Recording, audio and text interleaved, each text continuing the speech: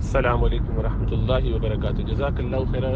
بیٹا سب سے پہلے تو مبارکباد کہ آپ نے ماشاءاللہ ہمت کر کے حوصلے کے ساتھ اپنا سوال پوچھا بھی، اور آپ کو یہ اللہ نے فکر دی کہ آپ شریعت کا حکم اس معاملے میں معلوم کریں. تو یہ اچھی بات ہے. عموماً ہمارے یہاں لوگ احتیاط کرتے ہیں، اس طرح کی باتیں نہیں کرتے، اپنے دل کی بات کہتے نہیں ہیں جو کہنی چاہیے جہاں شرعی مسئلہ معلوم کرنا ہو، ورنہ اس کے بغیر بات سمجھ میں نہیں آتی.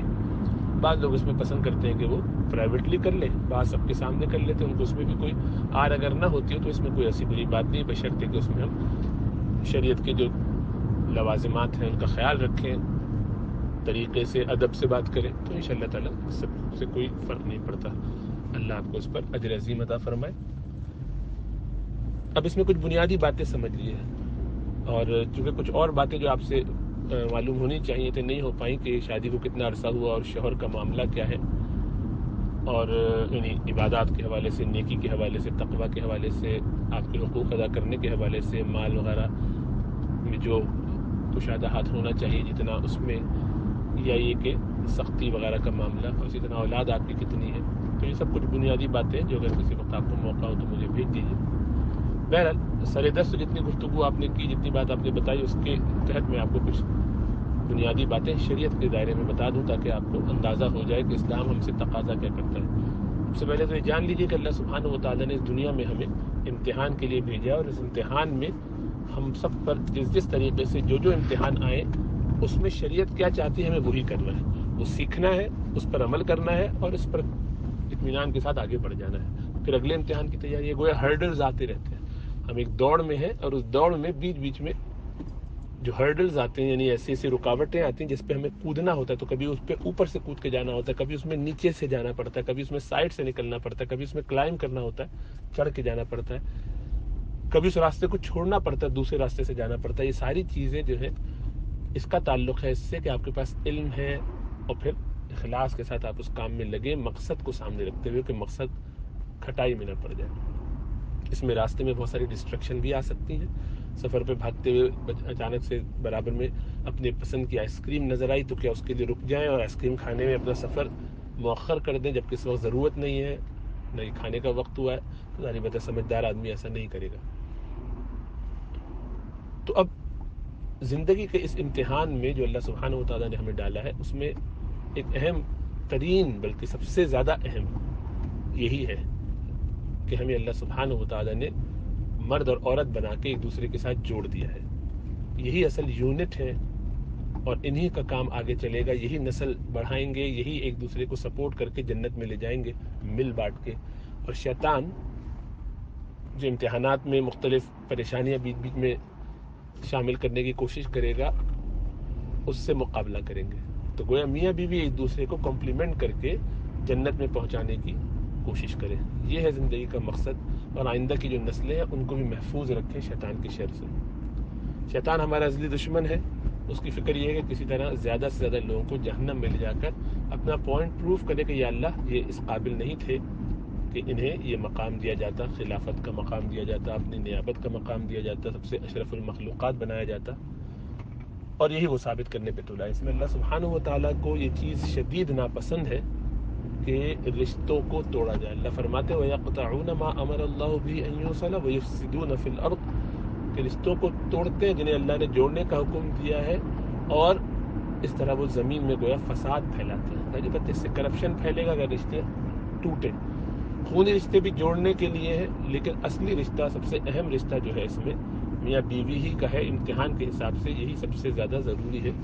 اس لیے جو بقیہ رشتے ہوتے ہیں وہ رشتے اللہ کی طرف سے چونکہ اس طور پر متعین ہے کہ اس میں ہماری کوئی فری چوائس نہیں ہوتی کہ کون ہمارا باپ ہو اور کون ہماری ماں اور کون ہمارا بھائی اور بہن.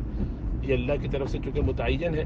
ایک بیوی کا رشتہ ایسا ہے یا شوہر کا رشتہ ایسا ہے کہ جس میں ہمیں ایک گنا اختیار ہے کہ ہم اس میں دیکھیں، سوچیں اور پھر بعد میں اس کو طے کریں. اسی لیے اس میں امتحان بھی زیادہ ہے اور اسی میں عموماً لوگ ناکام بھی ہوتے ہیں. تو یہ رشتہ اس لحاظ سے سب سے زیادہ اہم ہے کہ اس میں توڑ پھوڑ کرنے سے بچا جائے. اللہ سبحانہ و تعالیٰ کو شدید ناپسند ہے کہ رشتوں کو توڑا جائے.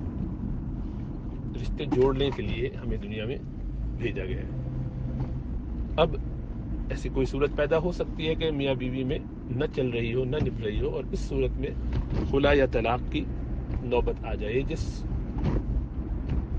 جب ایسی کوئی کیفیت پیدا ہو تو اس میں جاننا چاہیے کہ بہت ہی زیادہ شریعت نے تفصیلی احکام بیان کیے ہیں. کوئی مرد اپنی عورت کو صرف اس لیے طلاق دے کہ بس اس کا دل چاہ رہا ہے تو یہ زیادتی اور ظلم ہوگا، اس پر اس کو جواب دہ ہونا پڑے گا اگر اس نے ظلم کیا ہے. اسی طریقے سے کوئی عورت بلا عذر شرعی اگر خلا لیتی ہے تو اللہ کے اس سے سوال ہوگا اور اس پر شدید وبال ہے. تو عورتوں کے لیے خلا لینا ایسا نہیں ہے کہ جس وقت چاہیں خلا لے کے آرام سے علیحدہ ہو جائے، اس میں شرعی وجہ ہونی چاہیے.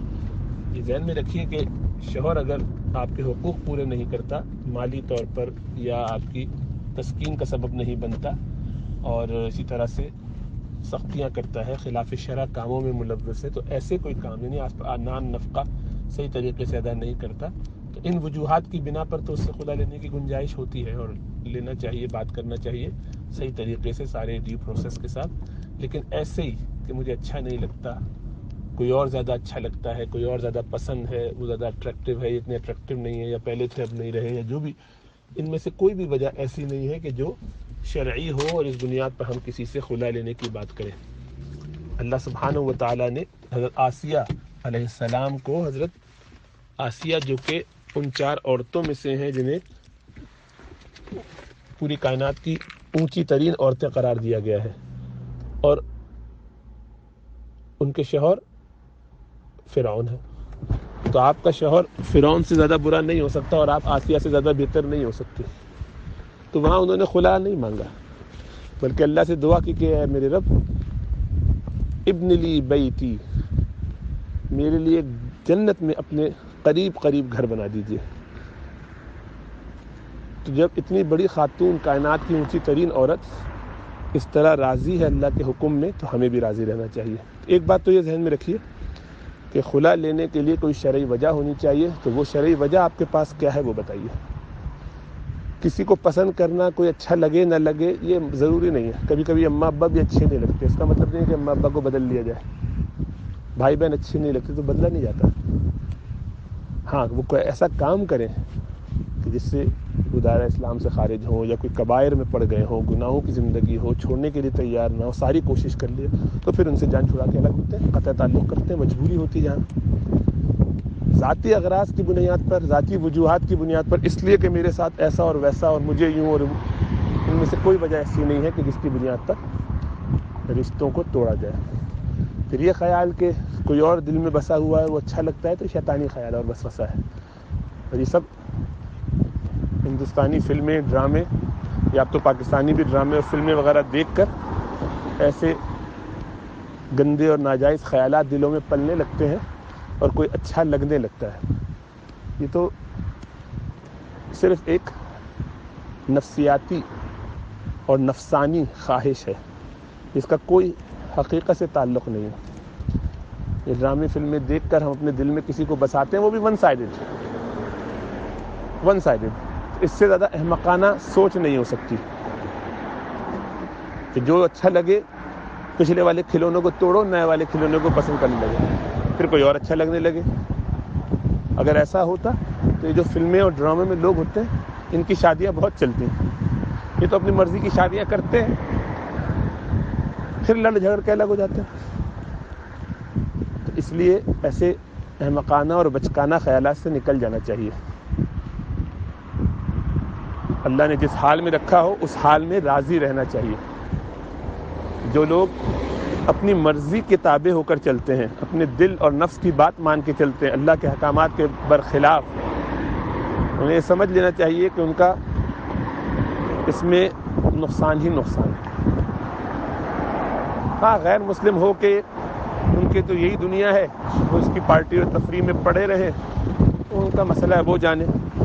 لیکن جنہیں آخرت کی فکر ہے وہ ایسا نہیں ہے. وہ اللہ کو یاد کرنے والے، اللہ کی فکر کرنے والے جو ہیں، انہیں یہ احساس ہوتا ہے کہ وہ کیا کر رہے ہیں، کیسے کر رہے ہیں. تو ان لوگوں کو چاہیے کہ وہ بہت ہی زیادہ اہتمام رکھیں اس بات کا کہ وہ شریعت کا کوئی حکم نہ توڑیں. تو مجھے امید ہے کہ ہماری بیٹی بھی شریعت ہی کی تعلیمات جاننا چاہتی ہے کہ ایسا کرنے کی کیا صورت ہے. آپ کا سوال اس میں جو ہے کہ کھلا ہو تو اس گھر میں آپ کا حصہ ہوگا کہ نہیں ہوگا، تو اس میں یہ دیکھنا پڑے گا کہ وہ گھر کس کا ہے. خلا لینے کے لیے اگر وہ شرعن درست بھی ہو، شرعی وجہ ہو. اب وہ شرعی وجہ یہ بھی ہو جیسے بتائی ہو سکتی ہے ان میں سے، لیکن ان کی اصلاح کی جا سکتی ہے مثلا، تو ان کی اصلاح کی جائے گی.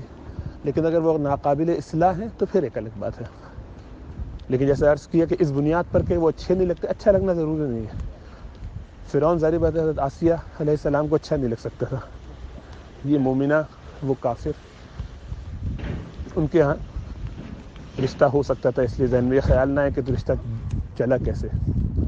پچھلی شریعت تھی، وہ نبی اکرم صلی اللہ علیہ وسلم کی شریعت میں یہ حکم مختلف ہے. اسی طرح حضرت نوح اور حضرت لوط کی بیویاں بھی غیر مسلم تھیں، یعنی ان پر ایمان نہ لائیں تھیں، ان کی شریعت کا حکم الگ تھا. بہرحال تو یہ تو دیکھنا پڑے گا کہ کس درجے پہ ہم ہیں، اور اگر وہ چیز ریکنسائل نہیں ہو سکتی، درست نہیں کی جا سکتی، سنبھالی نہیں جا سکتی، تو پھر فیصلہ کیا جائے گا کہ ہاں بھی اب آپ کے لیے جائز ہے خلا کی درخواست کرنا. اس صورت میں بھی آپ کی طرف سے درخواست جائے گی، شوہر اپنی کچھ شرائط رکھے گا. تو ہو سکتا ہے کہ شرط میں یہی رکھے کہ بھائی یہ گھر چھوڑو، تو اب آپ کے اوپر ہے کہ آپ اس شرط کے ساتھ اس گھر کو چھوڑ دیں یا نہیں چھوڑ دیں. وہ حصہ آپ کا اسی صورت میں رہے گا جب آپ اس کو ان ساری کنڈیشنز کو قبول نہ کریں. لیکن ظاہر بات ہے جب آپ وہ کنڈیشن وہ رکھتا ہے، مثلا کہتا ہے کہ گھر تم چھوڑ دو تو میں تمہیں خلا دے دوں گا، نہیں تمہارا خلا قبول کر لوں گا، سائن کر دوں گا پیپر. تو اگر آپ قبول کر لیں اور پھر اس کے بعد وہ سائن کر دے تو خلا ہو جائے گا، اور نہیں کرے تو خلا نہیں ہوگا. خلا ہونے کے لیے شوہر کی رضامندی ضروری ہے، الا یہ کہ آپ یہ کام کورٹ کے تھرو کریں، اسلامی کورٹ، شرعی کورٹ، قاضی، جو بھی ہمارے یہاں ہے نہیں موجود. تو اسلامی قاضی اگر ہوں تو ان کو یہ اختیار ہوتا ہے کہ وہ پورا کیس سامنے رکھ کے ون سائیڈڈ آپ کی طرف سے جب فیصلہ کر لیں کہ نہیں یہاں جائز ہے آپ کا خلا کی درخواست کرنا، اور ان کنڈیشنز کو بھی ایگری کروائیں، تو بالجبر وہ کروا سکتے ہیں. لیکن عام طور پر کوئی اور شخص نہیں، کوئی مفتی، کوئی فتویٰ، اس سے کام نہیں ہوتا. امید ہے اس سے بات سمجھ میں آ گئی ہوگی. اللہ آپ کا فضل فرمائے.